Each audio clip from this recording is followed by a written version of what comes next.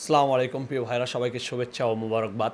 তো প্রিয় ভাইরা, আজকে সারাদিনে রাজনৈতিক বিষয় বা জাতীয় বিষয় নিয়ে আলোচনা করলে যেটা মোট কথা সেটা দাঁড়ায় যে ঐক্যের কোনো বিকল্প নেই।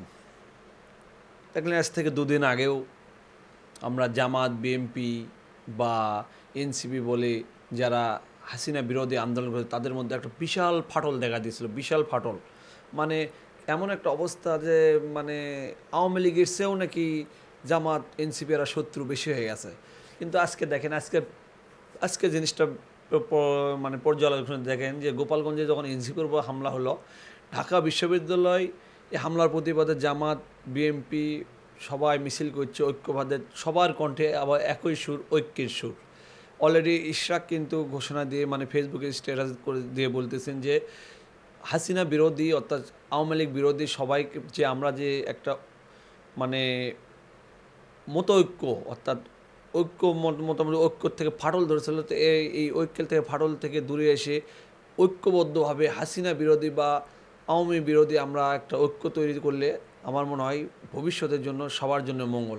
তো মোট কথা দেখতেই পাচ্ছেন আজকে যে এদের এনসিবির যে জুলাই বিপ্লবে যে পথসভা বা বিভিন্ন ডিস্ট্রিক্টে তারা পথসভা করছেন, এরা কিন্তু পথসভা করছেন মূলত আপনি দেখা যাচ্ছে যে একটা জনসমর্থনের জন্য বা বিভিন্ন জায়গায় মানে সমাবেশ করতেছেন। কিন্তু এখানে যে এদের মতো একটা এনসিপির নেতাদের যারা কখনোই কখনোই সরকার গঠন করার ক্ষমতা রাখে না, এটা বলতে দ্বিধা নাই। কারণ বাংলাদেশে আমরা জানি যে বৃহত্তম দল হলো চারটি: জামাত, বিএনপি, আওয়ামী লীগ, জাতীয় পার্টি। এর পাশাপাশি বিভিন্ন দল আছে, তাদের ব্যক্তি ইমেজ আছে, তারা খুব ভালো কাজ করছে। আল্লাহ চাইলে হয়তো কোনো এক সময় তারা সরকারও গঠন করতে পারে, কিন্তু এই মুহূর্তে তাদের সরকার গঠনের কোনো সম্ভাবনা নাই। তো তাদের মতো একটি ছোটোখাটো দলকে এইভাবে, এক কথা বলতে গেলে মশা মারতে যেমন কামান ব্যবহার, এরকম যে যদি বিএনপি বিরুদ্ধে তারা এরকম শক্তি প্রদর্শন করতো তাও একটি মানে খুব একটা মানানসই হতো। আর যখন এনসিপির মতো একটা দলকে তারা এভাবে আক্রমণ তো করতেছেন এবং কতটা হতাহত দেয়, এখন পর্যন্ত শেষ খবর পাওয়া পর্যন্ত লাশের সংখ্যা দাঁড়াচ্ছে 4টি। তো প্রিয় ভাইরা, এটা দেখতেই পাচ্ছেন সেনাবাহিনী, আপনার পুলিশ, এর বিভিন্ন হতাহত হয়েছে। মানে মানে এক কথা আজকের দিনটা মোটামুটি। আর একটা কথা আছে কি যে আল্লাহ যা করে ভালোর জন্যই করে। যদি দেখা যাচ্ছে যে যদি আজকে যে ঘটনা যদি না ঘটতো তাহলে এদের মধ্যে আবার ঐক্যটা না আসতো না। সবার মধ্যে মোটামুটি একটা আওয়ামী বিরোধী অর্থাৎ জুলাই যারা আন্দোলন করেছে তাদের মধ্যে সবার মধ্যে একটা মোটামুটি একটা ঐক্যের সুর আবার দেখা যাচ্ছে, যেরকম ঐক্য কিছুদিন আগেও নষ্ট হয়ে গেছিলো।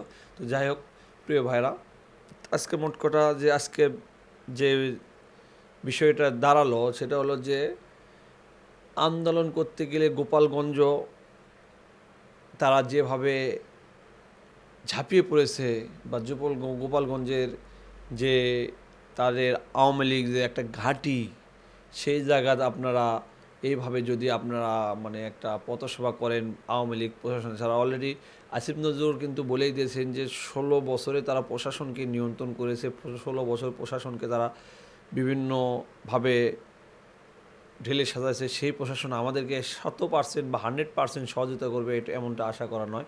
তো এখানে দেখা যাচ্ছে যে আইন উপদেষ্টার কথাও বোঝা যাচ্ছে যে কিছুটা প্রশাসনিক অসহযোগিতা ছিল।